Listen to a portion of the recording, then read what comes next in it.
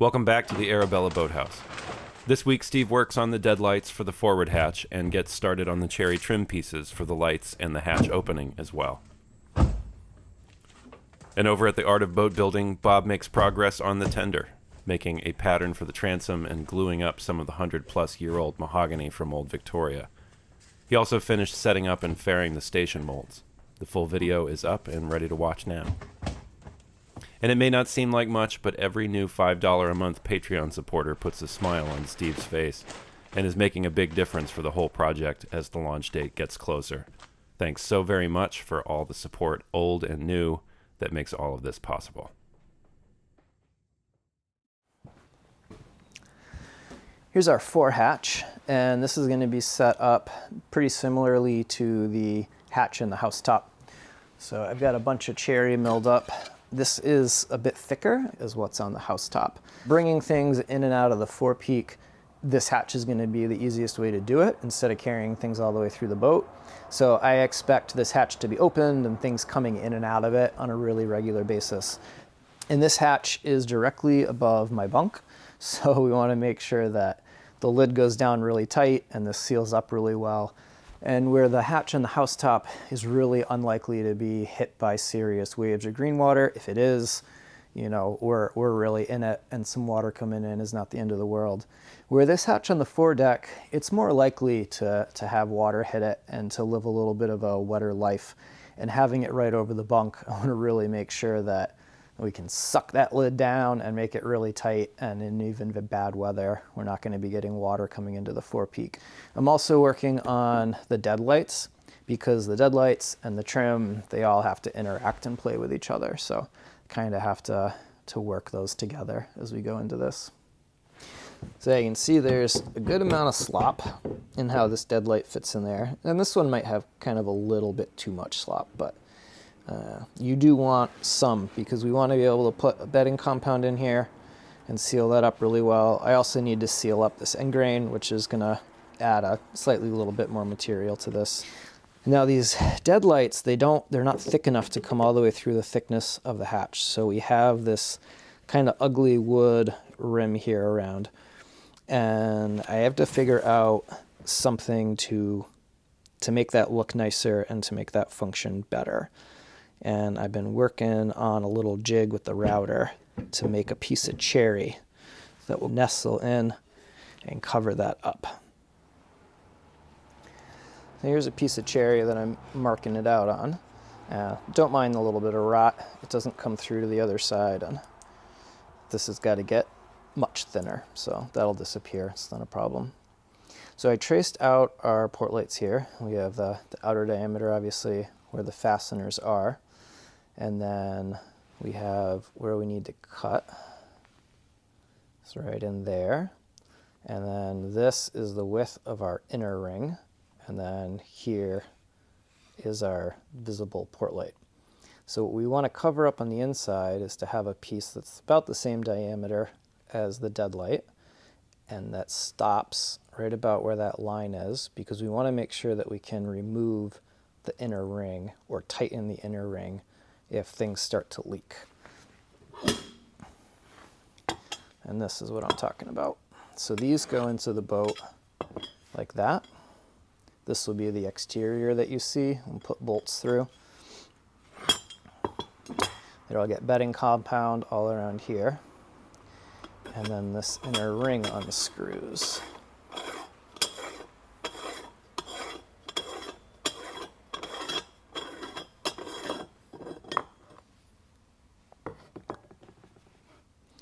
And then they came with glass, but I don't have any idea how strong this glass is or what it's rated for. So we're replacing the glass with 3/8 inch thick acrylic, which I know is incredibly tough and I know is impact resistant, and I'm just not sure that this glass is. Normally, if you bought a Deadlight like this, you would be pretty much guaranteed that this is glass appropriate for a sailboat. But these Deadlights I got from a company called Nautical Decor, and they are not actually designed to go into a boat. But they are cast bronze or cast brass, which is exactly what a Deadlight would be. They are very thick. I have no worries whatsoever about these breaking. There are plenty of threads on the rings that go in. I mean, these things are diesel and they're patterned off original Deadlights. But the company sends them with just a piece of glass just floating in there because it's nautical decor. So since I don't trust the glass, we're going to put in a piece of 3/8 acrylic, which is an easy bit. And we've got to put bedding compound in so that that doesn't leak. And then these rings screw in, and they'll pin the acrylic or the glass in there.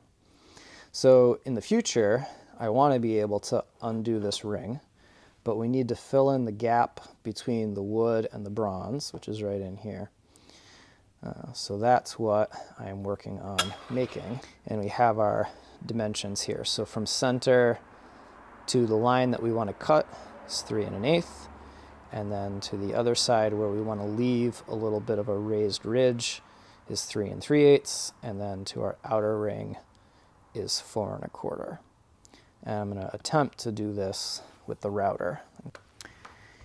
Here is the router jig for this task. It is nothing pretty whatsoever. Basically, it just gives us fixed points. So we've got our 3 1/8, we got our 3 3/8, and our 4 1/4. And now if you do this, you have to make sure that you measure to the correct side of the bit. So when we cut this first channel, we want it to be the outer end of the bit that's running here. And when we cut the other side of the channel, we want to make sure it's the other side of the bit. And without scrap, it's crap. So here we have just a piece of pine that I use to cut these channels. And put the screw in, and you just spin it around, and it gives you these perfect circles. But I was off ever so little bit. So if we take our inner ring here and put it on, I end up landing on this shoulder, just a tiny, tiny little bit. So I need to adjust that router base a little bit and run that through here again and make sure that I'm cutting over just a little bit. And then I think this will be about right. We've got to remove this strip, which we can chisel out or route out. And we want to leave this little shoulder, and then this cut is going to get continued all the way through, and this will come out. When it's done, we'll have a Lipa Cherry here with a little rim of cherry, and that should cover up our ugly gap inside the forehatch.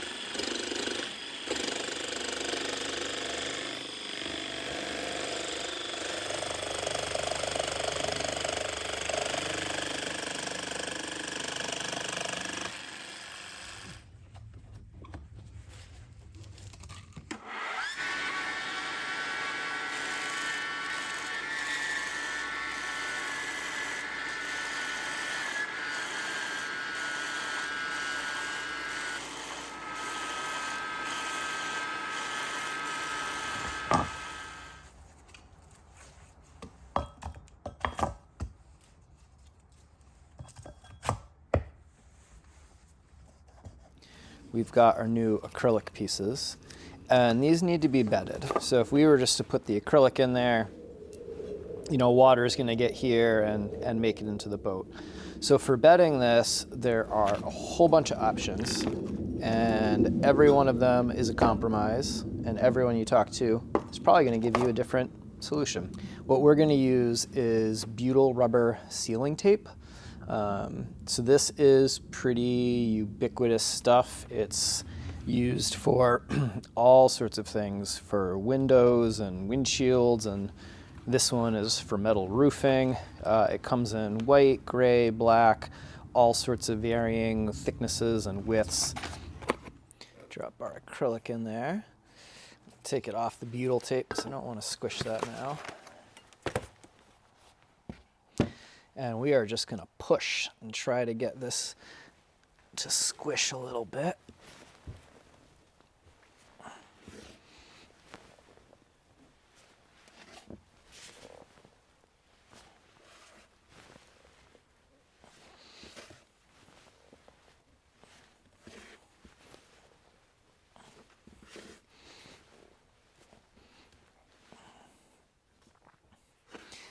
Now you can see the butyl tape's not an adhesive, but it's holding that acrylic pretty well. And then we can put the ring in. I'm not going to put any butyl against the ring. I just want to seal the acrylic to the outside face of the bronze.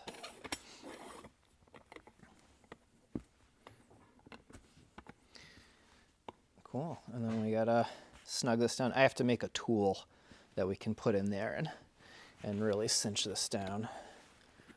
And then you can see that rim of butyl tape, which as we squeeze this will squeeze out a little bit, and we'll have to scrape it and clean it up in there. But that should give us a really good seal.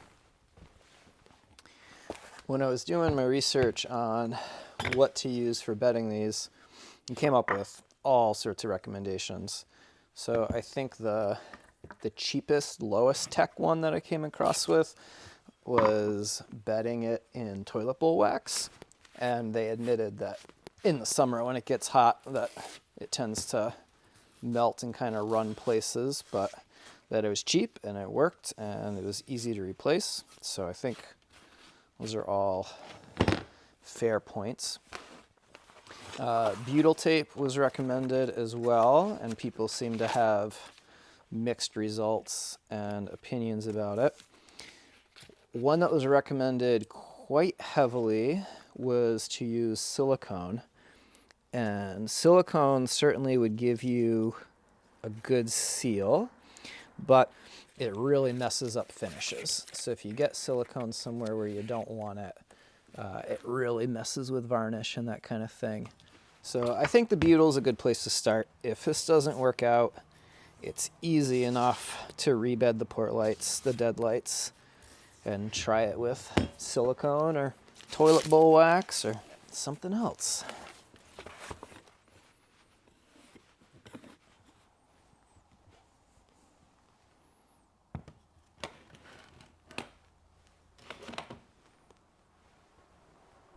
The next step for the hatch was to seal the exposed wood in the openings with epoxy, which Steve did indoors in the paint and varnish room, along with the glue-ups for the housetop grab rails.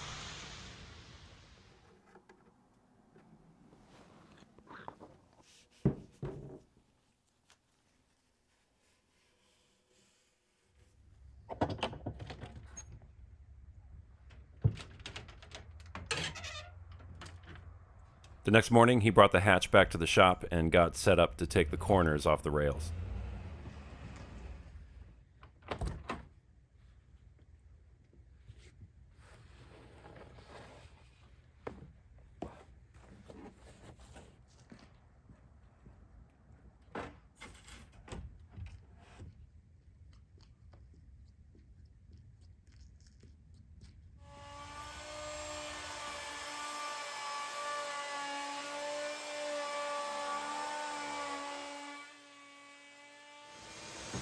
Put it down. Put it on the ground? Yep.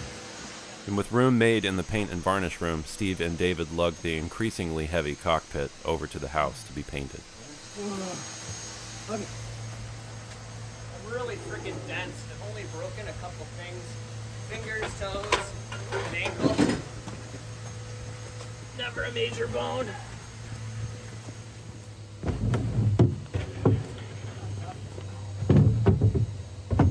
Enough.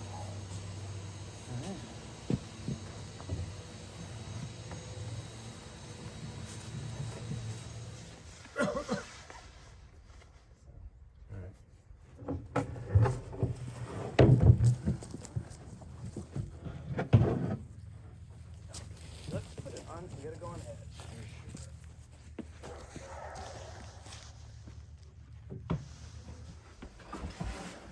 All right.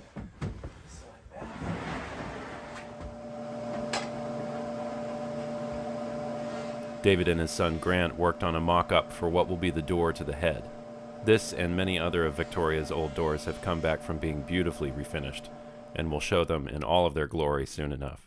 And then one of the all-important measurements that I found out over the weekend was how wide is the toilet, and will it actually make it out the door? And the answer is yes. Ah. We'll be able to get the bottom tank out? Yeah. Okay. Yeah, I didn't think about that either. Good call. Late night thought. Late night thought. I don't even want to know how many of those I've had so far. You wake up at 2 in the morning and you're like, shh.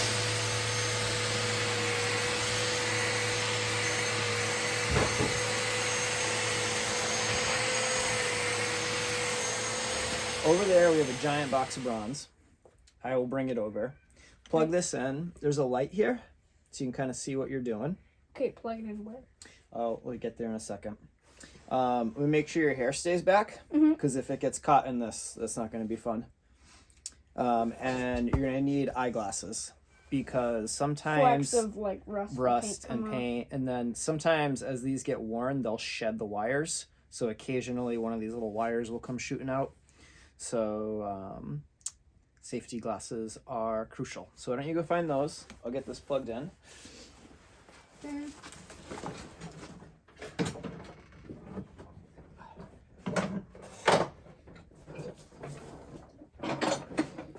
Whoa. That looks really heavy. Yep. Okay. So this is the on-off button. Yep. And then you got to pick your RPM. So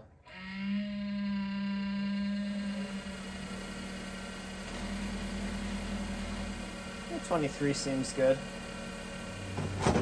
But what you're looking for is this kind of thing. And you're just gonna rub it against the wheel.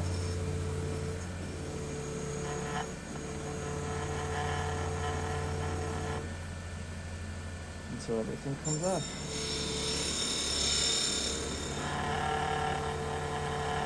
So I just... Yep.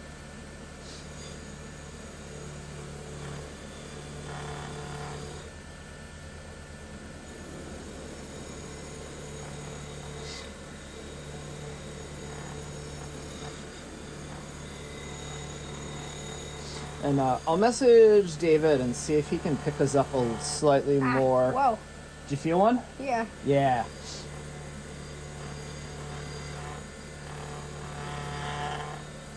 If you find that wires are coming out and poking you, I have a face shield that you can wear. Okay. They shouldn't have enough mass that they shouldn't really do anything to you unless they hit your eye. But if you find it uncomfortable.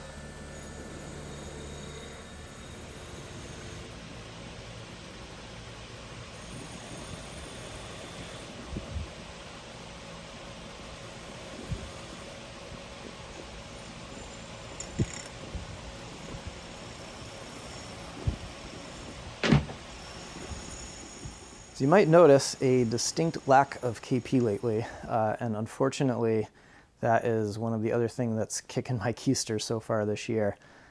Is KP was out a few weeks ago. They were pretty sick. Started to feel better. They came back into the shop for a few half days, and it's kind of taken a turn for the worse. So I think they're going to be okay. They're just recovering and feeling symptoms for a really long time. So KP texted me yesterday and said that they needed to take a rest after reheating soup for lunch. So they're just super worn out, having a hard time breathing. They have an inhaler from the doctor to help with that. But unfortunately, I think it's been almost 3 weeks, and I think it's going to be a couple more weeks before we really see KP back in the shop. So right now, other than the usual contingent of volunteers, I'm flying solo and have been for a little bit. So that's also making progress and work and filming a little bit more difficult. But we've got a few good leads on candidates, so I'm really hoping that I'll get some more help here in the shop, and hopefully KP will be feeling better soon and we can get into a good groove. But man, beginning of 2023 here has been it's been a little rough.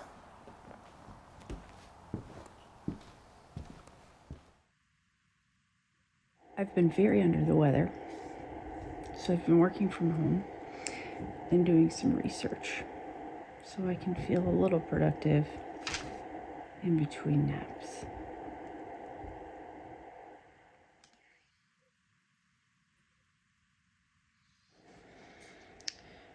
I've made some notes, prices, ways to acquire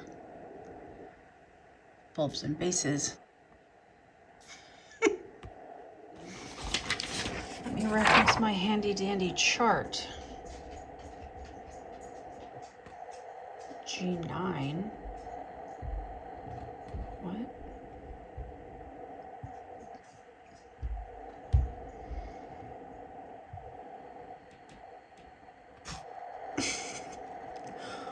There's no G4 on here. What is the G referencing? I have E's, GU's,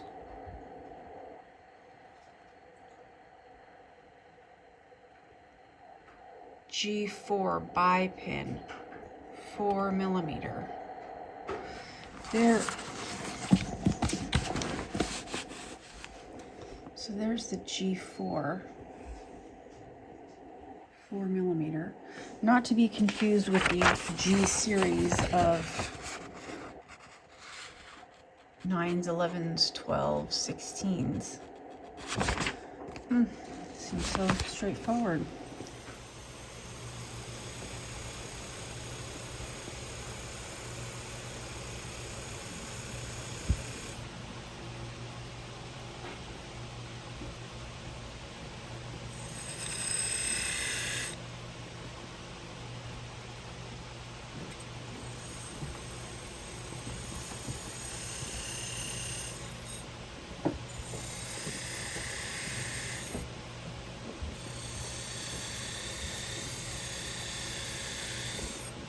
How are we doing? I finished the one thing.